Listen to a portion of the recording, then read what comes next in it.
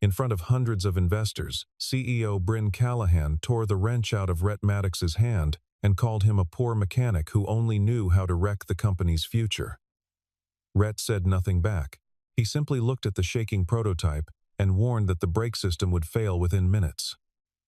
Bryn fired him on the spot and had security drag him off the stage. But before the doors closed behind him, her father called in. The moment he saw Rhett's face on the screen, he went pale and said, "That is the man who saved my life.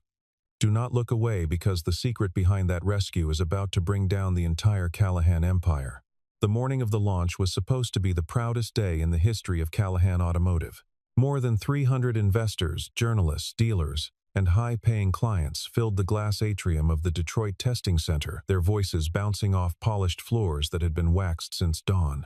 Bryn Callahan was preparing to unveil the Vortex X, the electric self-driving flagship meant to pull the company out of nearly $600 million of debt, while executives in tailored suits crossed the spotless carpet toward champagne tables. Rhett Maddox lay flat on his back beneath the display vehicle, running his fingers along the brake lines with the quiet focus of a man who had done this 1,000 times before. He was 40 years old, a single father who had raised his daughter alone after losing his wife years earlier, and though she was grown now and living her own life 2 states away, the habits of caution and quiet vigilance he had built while raising her had never left him. Long before he ever wore a Callahan uniform, he had spent years restoring tactical vehicles for the United States military, learning to diagnose a failing engine by nothing more than sound vibration and the smell of overheated metal, a skill no diagnostic screen in this building could ever replicate. He heard it before anyone else could, a short broken stutter, buried inside the hydraulic accumulator. A sound too faint for the diagnostic computers to register but unmistakable to a man who had spent his life listening to metal breathe. It was the same sound he remembered from 18 years earlier, right before a truck exploded in the Nevada desert. He asked Deacon Wells, the shop foreman, to delay the presentation long enough to pull the left brake assembly and check it properly. Deacon admitted that Rhett was almost never wrong, but he was terrified of being blamed for slowing down the biggest event the company had ever staged. A senior engineer mocked Rhett openly, pointing out that a $200,000 diagnostic system had already cleared the vehicle as perfectly safe. Rhett did not argue. He placed a single coin flat on top of the accumulator housing and let it speak for him, and the coin trembled in an uneven rhythm that proved the internal pressure was rising unevenly, exactly the kind of flaw no software could catch. When he checked the certification seal stamped into the housing, the serial number did not match the batch listed in the company's own records.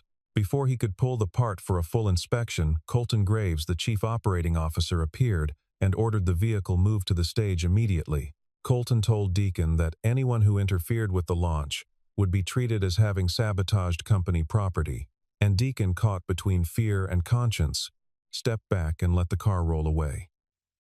Rhett watched it go, and understood with the calm certainty of a man who had seen disaster before that a countdown had already begun. As the car disappeared behind the curtain, a few drops of dark hydraulic fluid pooled silently beneath its front wheel, and Rhett made the decision to walk straight into the launch area, whatever it cost him. He had spent 11 years at Callahan Automotive, without ever raising his voice in a meeting, without ever demanding credit for the countless small failures he had quietly caught before they became disasters, and every one of those years told him that walking through that curtain would end badly. He went anyway because somewhere beneath the noise of applause and champagne glasses, he could still hear that broken stutter ticking away like a clock, counting down to something no one else in the building wanted to believe was real. Bryn Callahan was 36 years old, sharp, decisive, and utterly convinced that any leader who showed hesitation in public had already lost the room. She had taken over the company when her father's heart gave out and forced him into early retirement, and in the years since, she had built a reputation as someone who never let doubt show on her face, not once, not for a single camera. She walked onto the stage beneath a wash of white light and told the crowd that the Vortex X was the safest vehicle Callahan Automotive had ever built. The plan called for the car to accelerate on its own brake automatically and stop less than 1 meter from where she stood, a demonstration meant to prove total trust in the technology. Rhett pushed past the barrier and asked loudly enough for the front rows to hear that the demonstration be stopped immediately. His grease-stained coveralls looked almost absurd against the polished stage, and several reporters swung their cameras toward him within seconds. Colton leaned close to Bryn and whispered that Rhett had been written up before for tampering with equipment without authorization and might be trying to get revenge for some imagined grievance. Bryn never asked what Rhett had actually found. She looked at his worn uniform and decided in an instant that he was simply a man desperate for attention. Rhett explained as calmly as he could that the brake pressure was fluctuating, that the certification seal on the part had been falsified, and that the car could lose control entirely once it reached higher speeds. Bryn demanded computer data to back up his claim. Rhett told her the data had already been wiped clean by someone, but that metal never lies the way people do. The line drew laughter from several guests near the front. Bryn snatched the wrench from his hand and announced into the microphone that the future of the company would not be decided by, in her words, a poor mechanic who trusted noise over science. She went further, declaring that he had overstepped his role, disrupted a major event, and damaged the company's reputation in front of the people who mattered most. Rhett did not raise his voice. He only asked one more time that she not get inside the car. Bryn heard it as a challenge rather than a warning, and announced that she would drive the Vortex X herself to prove him wrong. Rhett looked directly at her and said that pride could not stop a car once the brakes had already failed. She ordered security to remove him from the stage, and Deacon, standing only feet away, still said nothing. Mallory Tate, her executive assistant, noticed that Colton was smiling rather than concerned, as safety warnings were being dismissed in real time. Rhett was pulled off the platform amid laughter and a sea of raised phones recording every second. As the car's engine woke up behind the curtain, Rhett heard 3 sharp metallic knocks in quick succession, and he knew with total certainty that they had only minutes left. He tried once more to reach a security guard near the stage entrance, telling him quietly that someone needed to cut power to the vehicle before it ever left the loading bay. But the guard only shook his head and told him the decision was no longer his to make. Rhett stood at the edge of the barricade, tape hands, still trembling from adrenaline rather than fear, and watched 300 people cheer for a machine that was already in every way that mattered, broken. Bryn climbed into the driver's seat, while Colton insisted the demonstration continue exactly as scheduled. The Vortex X accelerated down the closed test track, curving toward the grandstand where the crowd waited with their phones raised. The first 2 automatic braking tests went perfectly, and murmurs spread through the audience that Rhett had simply been a bitter man chasing attention. Colton quietly told the technicians to push the vehicle past its planned speed, hoping for an even more dramatic finish. As the car reached its highest velocity, the brake pedal beneath Bryn's foot suddenly locked solid. The onboard system flashed an error, then rebooted itself and wiped the warning from the display before anyone could record it. Rhett broke free from the 2 security guards holding him and sprinted to the secondary control panel near the track. He could not disable the vehicle through the main electronic system because remote override authority had already been locked out. Drawing on years of hands-on experience, he called out instructions to activate the battery cooling loop shift torque entirely to the rear axle and cut power using a reverse sequence almost no one in the room had ever heard of. Nobody obeyed because Colton was shouting that Rhett was trying to sabotage the vehicle in front of everyone. Rhett grabbed the emergency override lever himself and carried out the sequence by hand. The Vortex X spun sideways, skidded off the marked track, and stopped only a few feet from the barrier separating the crowd. Bryn climbed out unharmed but furious, convinced that Rhett's interference was what had sent the car spinning in the first place. Colton immediately produced a system log, showing that Rhett's auxiliary access had been activated moments before the failure began. The falsified record made him look exactly like the saboteur Colton had already accused him of being. Bryn fired him publicly, tore his employee badge from his chest, and announced that the company would pursue legal action if any evidence of deliberate sabotage surfaced. Rhett tried to explain that the log had clearly been altered, but Bryn refused to hear another word. Before he was walked out of the building, he bent down and picked up a broken fragment of metal from the shattered pressure valve. Etched into the fragment was an old manufacturing mark he recognized instantly, the same one burned into his memory from a fire 18 years earlier.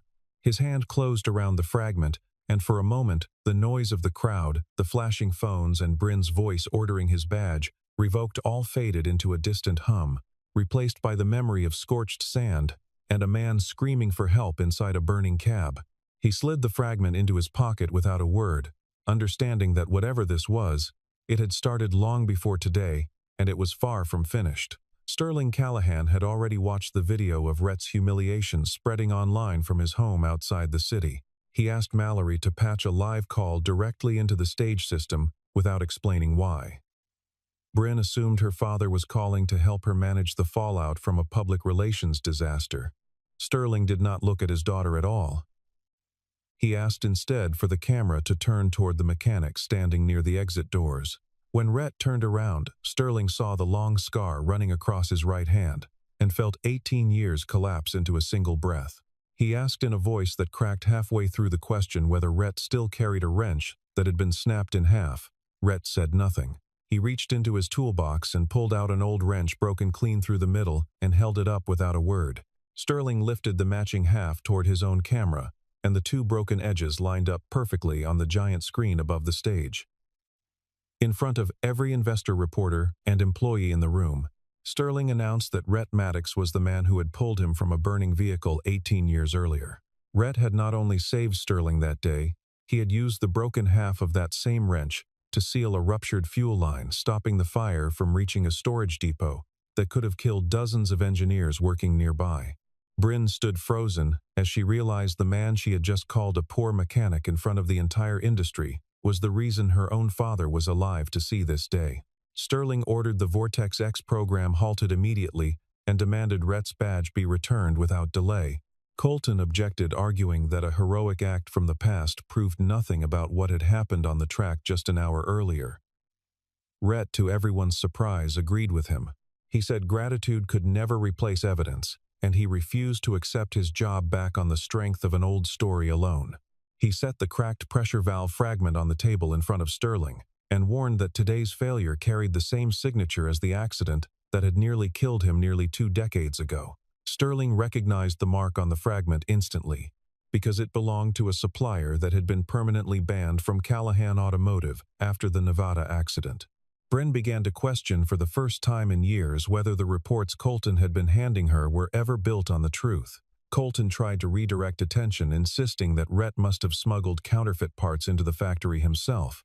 Sterling told his daughter she had a choice to make: protect her own image or find the truth before someone actually died. Bryn turned back toward Rhett, and all he said was that the car had not failed by accident.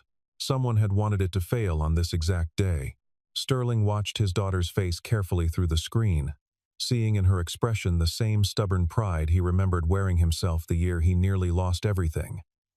And he told her gently that the fastest way to lose company was to keep confusing loyalty with truth. Bryn did not answer him. She simply looked down at the broken wrench still resting on the table, two halves finally joined after 18 years apart, and understood for the first time that the story was only beginning. 18 years earlier, Sterling had led a field test of an off-road prototype deep in the Nevada desert, chasing data that would define an entire product line. Rhett, at the time, a specialist in tactical vehicle recovery, had been working nearby with a support crew stationed close to the test site. Sterling's vehicle lost brake pressure on a steep descent, slammed into a temporary fuel station, and burst into flames within seconds. Most of the engineers on scene ran convinced the fuel tank was about to explode and take anyone nearby with it. Rhett ran straight into the fire, smashed the driver's side window, and used his wrench to cut through a jammed seatbelt, trapping Sterling inside the burning cab. When the wrench snapped under the pressure, he used the broken half to twist the fuel line valve shut, then dragged Sterling clear of the wreckage before the flames could spread further. His hands were burned badly, yet he turned back a second time to keep the fire from reaching the depot behind them. Sterling woke up in a hospital bed, knowing only that a young soldier named Rhett had pulled him out alive. Rhett refused any reward, insisting that anyone standing where he had stood would have done the same thing. Before leaving Nevada, he filed a technical report with Callahan Automotive, laying out exactly what had gone wrong. The report stated plainly that the accident had nothing to do with driver error and everything to do with a pressure valve built from a cheap substandard alloy. Colton, then a junior engineer responsible for certifying that very batch of parts, understood immediately what the report would cost him if it ever became public. He was 47 years old now, but back then, he had been little more than a nervous young man with student debt and a pregnant wife waiting at home, terrified that a single mistake on a certification form could end a career he had barely begun. That fear, left to fester for 18 years, had hardened into something far colder, a willingness to protect himself at any cost, no matter how many people stood between him and safety. If the truth came out, he stood to lose his license and possibly face criminal charges. He deleted the report, falsified the surrounding data, and blamed the crash on harsh desert conditions instead. He went further still, spreading a rumor that Rhett had stolen classified technical documents on his way out of the test site. Not wanting to drag his family through a legal fight he could not afford, Rhett quietly left the military recovery field altogether and disappeared into a quiet, anonymous life. Sterling had searched for him for years afterward, but Colton always claimed the man had used a false identity and clearly wanted nothing more to do with the company. Sterling admitted, standing in front of everyone now, that he had spent nearly 2 decades trusting a file that had been built entirely on lies. Rhett did not blame him for it, but pointed out that the silence of powerful men was exactly what had allowed Colton to keep operating unchecked for so long. Bryn realized, with a sinking feeling, that her father had made the same mistake she just had, trusting a man with a title over a man with grease on his hands. Rhett pointed out that the alloy in the newly broken valve matched the banned material from the Nevada accident almost exactly, which meant someone had deliberately reintroduced it into the supply chain. Even so, the physical evidence alone was not yet enough to charge Colton with anything.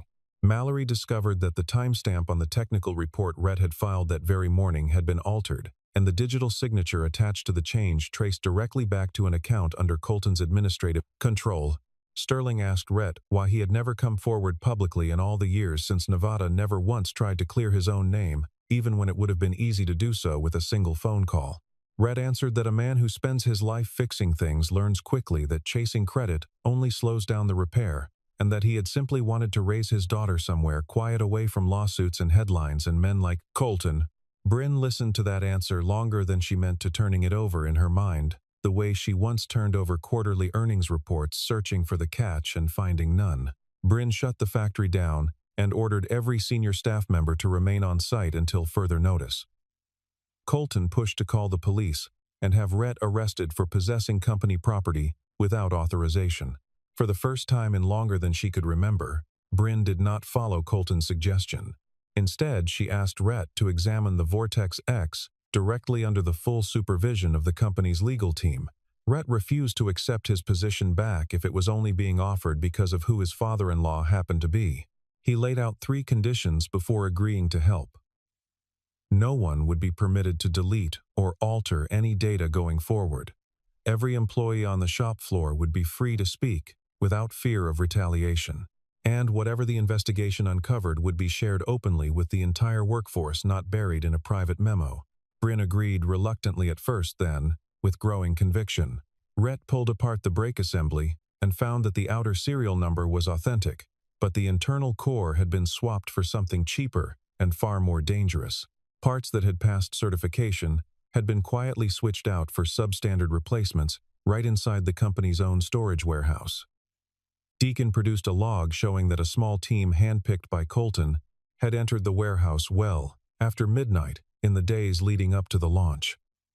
Colton fired back, accusing Deacon of lying to protect himself from blame. Deacon admitted with visible shame that he had signed off on inventory reports without ever physically checking the parts himself.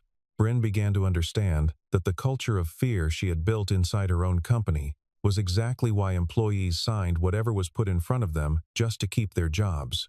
Mallory recovered a set of deleted emails in which Colton referenced almost casually an incident large enough to move the company's stock price.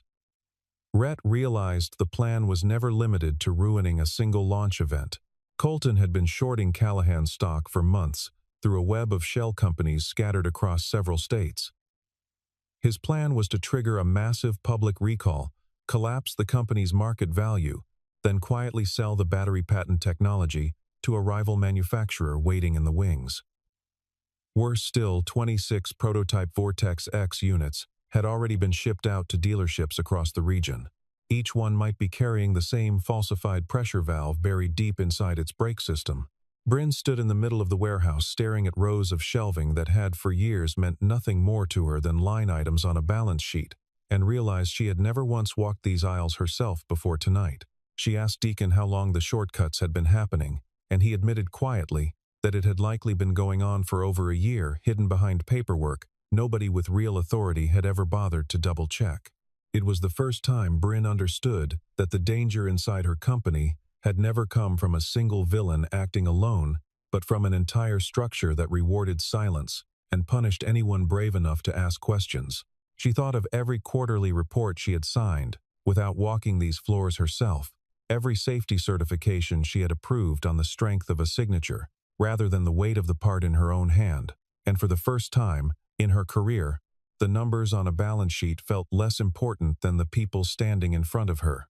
Bryn tried to apologize to Rhett privately away from the cameras that had followed them all day, but he refused to accept an apology spoken quietly behind a closed door. He reminded her that she had humiliated him in front of hundreds of strangers, so the truth deserved to be spoken just as publicly. Bryn had no argument to offer in return. It was the first time she had truly admitted, even to herself, that her power had caused real and lasting harm to someone who never deserved it. Rhett discovered that one of the missing Vortex X units, meant for a public demonstration route, had vanished entirely from the company's tracking system. Bryn learned that the missing vehicle had reportedly resurfaced at a testing road on the outskirts of the city. Colton claimed a disgruntled technician had stolen the car, and suggested Bryn come confirm the situation herself. Rhett suspected immediately that this was a trap designed to destroy whatever evidence remained. Bryn insisted on going anyway, determined to take personal responsibility for the investigation, rather than send someone else in her place. Rhett went with her, but kept his distance, not yet fully certain he could trust the woman who had torn a wrench from his hands only days earlier. At the test site, they found the Vortex X running an automated diagnostic loop entirely on its own. The doors locked suddenly with Bryn trapped inside, and the acceleration system engaged from a remote source outside the vehicle. Colton had programmed the car to slam into a concrete barrier, staging what would look to any outside observer like another tragic product failure. Rhett chased after the vehicle in an old tow truck he grabbed from a nearby garage. Bryn tried the brakes desperately, but the hydraulic pressure had already been drained to nothing. Rhett shouted instructions for her to shift into a lower gear, cut power to the battery cooling system, and steer in a rhythm designed to bleed off speed gradually. Colton kept increasing the torque, remotely determined to finish what he had started. Rhett pulled the tow truck alongside the runaway car and climbed onto its hood, while both vehicles were still moving at speed.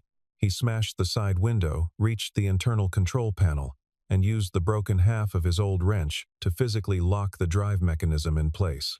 The Vortex X spun sideways and rolled to a stop only a few feet short of the concrete wall. Rhett was injured in the shoulder, but Bryn was safe. When she asked him why he had bothered saving her after everything she had done to him, Rhett answered simply that the value of a human life never depended on whether that person had earned any gratitude. The answer forced Bryn to confront for the first time the enormous gap between the power she held and the character Rhett actually carried. Inside the control panel, Rhett found a remote access device, stamped with an identification code traced directly to Colton's office. Hidden alongside it were copies of short sale trading records and a draft agreement to transfer patent rights to an outside company. Colton arrived moments later with 2 private security guards demanding the device back. He admitted openly that he had staged both incidents from the very beginning. His original plan had been for Bryn to die in what looked like a tragic product failure, forcing Sterling to sell the entire company under pressure. Rhett had ruined that plan the instant he heard the strange rattle hidden inside the brake assembly that morning. Colton ordered his men to hold Rhett in place, unaware that Deacon and Mallory had already tracked Bryn's location, and quietly sent the entire recorded conversation to federal investigator Nolan Pike. Sirens rose in the distance as investigators closed in, but Colton managed to slip away with the core data drive still in hand. Bryn sat on the cracked pavement beside the ruined guardrail, her hands still shaking, and looked over at Rhett cradling his injured shoulder, without a single complaint escaping his lips. She asked him almost in disbelief how he had known exactly which sequence of commands would slow the car down, when even the engineers who built it had no idea. Rhett told her that machines were honest in a way people rarely were, that every part had a voice if someone was patient enough to listen for it, and that he had simply spent more years listening than most people spent talking. For the first time since she had known him, Bryn did not have a clever response ready, only silence and a slowly growing understanding of exactly how much she had thrown away on that stage without ever asking a single real question. Footage of Rhett's humiliation had already spread across the entire country by the time Bryn returned to the office. Callahan's stock plunged sharply, and dealerships across several states began canceling their orders outright. The board urged Bryn to place the entire blame on Colton and avoid mentioning how she had treated Rhett in the first place. Bryn refused to hide behind that convenient story. She called employees investors and journalists back to the exact stage where Rhett had once been dragged away in front of a laughing crowd. Standing beside the disassembled Vortex X, Bryn admitted publicly that she had judged Rhett by the uniform he wore, rather than the words he had spoken. She admitted that she had chosen to protect her public image instead of taking a genuine warning seriously.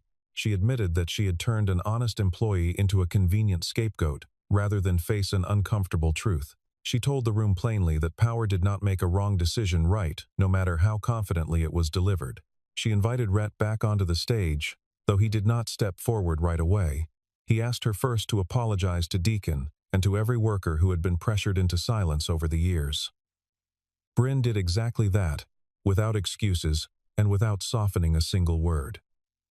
Only then did Rhett walk up, not to offer instant forgiveness, but to present the technical evidence they had gathered piece by piece. Sterling appeared in person carrying the remaining half of the old wrench in his hand. He pressed the two broken pieces together in front of every camera in the room and told the full story of the Nevada accident from beginning to end. He told the crowd that the person who saves a company is rarely the one sitting at the head of a boardroom table. Investigator Nolan Pike confirmed that the device recovered from the vehicle was more than enough to open a full federal case.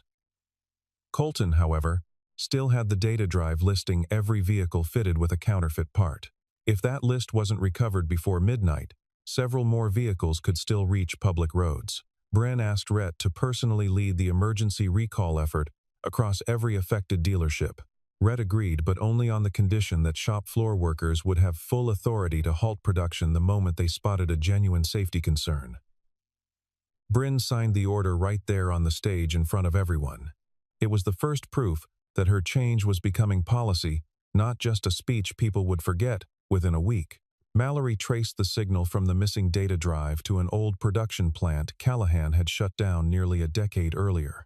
Before they left the stage that night, Deacon approached Rhett quietly and apologized for every time he had chosen silence over standing beside him, admitting that fear of losing his pension had cost him something far more valuable than a paycheck ever could.